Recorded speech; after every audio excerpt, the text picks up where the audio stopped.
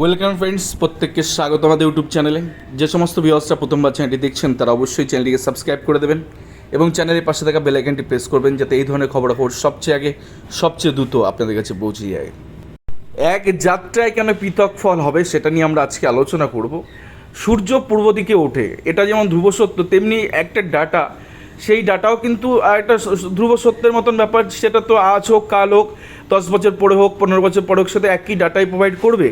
কিন্তু ডিপিএসসিগুলোর ক্ষেত্রে দেখুন রং চড়িয়ে কি করছে, আপনাদের দেখালে আপনারা অবাক হয়ে যাবেন।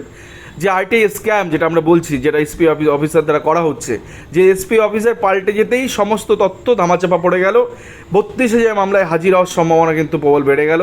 তো কেন বলছি এই কথা অবশ্যই ভিতরে আপনাদের দেখাবো, কিন্তু তার আগে 2016 সালে যে রিক্রুটমেন্ট হয়েছিল 42,949, সেক্ষেত্রে যে আরটিআই যে 7টি কোশ্চেনের নিরিখে অনেকে আইটিআই করেছেন তার উত্তরগুলো কীভাবে পাল্টে যাচ্ছে সেটা আপনাদের দেখাবো। এবং কিছু কিছু ডিপিএসসি তো ধামাচাপা অলরেডি দিতে শুরু করে দিয়েছে, তো সেটা আপনাদের দেখাবো। একটা আইটিআই অ্যাপ্লিকেশন করা হয়েছিল যার ডেট হচ্ছে 29/11/2023 ক্ষেত্রে। সেক্ষেত্রে regarding supply of information under right two information act 2005 এর বেসিসে এই উত্তরগুলো তাদের দেওয়া ছিল। এর প্রথম কোশ্চেন ছিল কতজন এই ডিস্ট্রিক্ট অ্যাপয়েন্টমেন্ট হচ্ছে, সেক্ষেত্রে তারা দিয়েছে যে approx 4,482। Then last date of appointment কবে হচ্ছে, সেক্ষেত্রে লেখা আছে 24/11/2022। কতজন জেনারেল চাকরি পেয়েছে, সেক্ষেত্রে 14,039 অ্যাপ্রক্স তারা দিয়েছে। দেন কতজন এসটি ওবিসি ওবিসি বি তারা এন্টার করেছে জেনারেলের মধ্যে, সেক্ষেত্রে উত্তর দিয়েছে নীল, একজনও ঢোকেনি, অথচ তাদের কাট অফ বেশি। Then OBC OBC B SC ST এদের কতজন চাকরি পেয়েছে সেটা এখানে প্রোভাইড করেছে। দেন একটা সার্টেন ডেট পর্যন্ত কতজন নিয়োগ পেয়েছে সেটার উত্তর তারা দিয়েছে। দেখুন 43-93 অ্যাপ্রক্স তারা দিয়েছে। এটা দেখুন 29/11/2023 অ্যাপ্লিকেশনের বেসিসে এসপি অফিসার এটা প্রোভাইড করেছেন পার্টিকুলার একটি ডিপিএসসিতে। সেই ডিপিএসসিতে কোনো একজন প্রার্থী আবার যখন সেম আরটিআইটা করলো, উত্তর কিন্তু পাল্টে গেল। 12/4/2024 তারিখে এরকমভাবে যখন করা হলো, থেকে উত্তর দিচ্ছে কি 1 এবং 2 ফরওয়ার্ড করে দিয়েছে West Bengal board of primary এডুকেশনকে। 3 নম্বরে হচ্ছে কারেন্টলি নট অ্যাভেলেবল, ডাটা নেই। 4 নম্বরে নীল বলে দিচ্ছে। 5-এর ক্ষেত্রে গল্প আবার উল্টে গেল।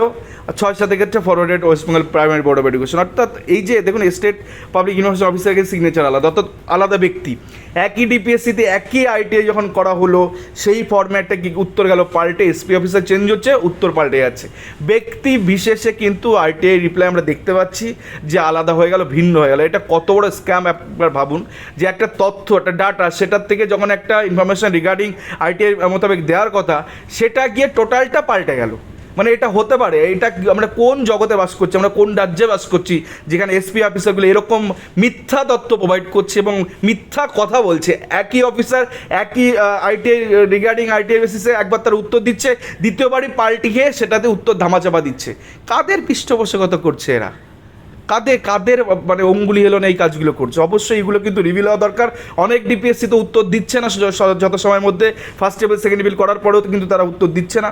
তো এই সমস্ত জিনিসগুলো কিন্তু কোনো না কোনো একদিন যখন আইটিআই নিয়ে কোনো মামলা হাইকোর্টে হবে, তখন কিন্তু এই সমস্ত এসপি অফিসার এদের কিন্তু টানাচড়া শুরু হয়ে যাবে হাইকোর্টে। যাক, এই ছিল একটা বড় আপডেট, যেখানে গিয়ে উত্তর কিন্তু পাল্টে যাচ্ছে এসপি অফিসের দৌলতে। অর্থাৎ তারা কাদের পৃষ্ঠপোষকতা করছে, এটা একটা বড় জিজ্ঞাসা জিনিস থাকলো। তো এই হচ্ছে আজকের ভিডিও, আপনাদের দেখালাম যে কী করে উত্তর পাল্টে গেছে, সেটা নিয়ে আজকে আমাদের ছোট্ট একটা রিপোর্ট আমরা রেডি করলাম। ধন্যবাদ সকলকে।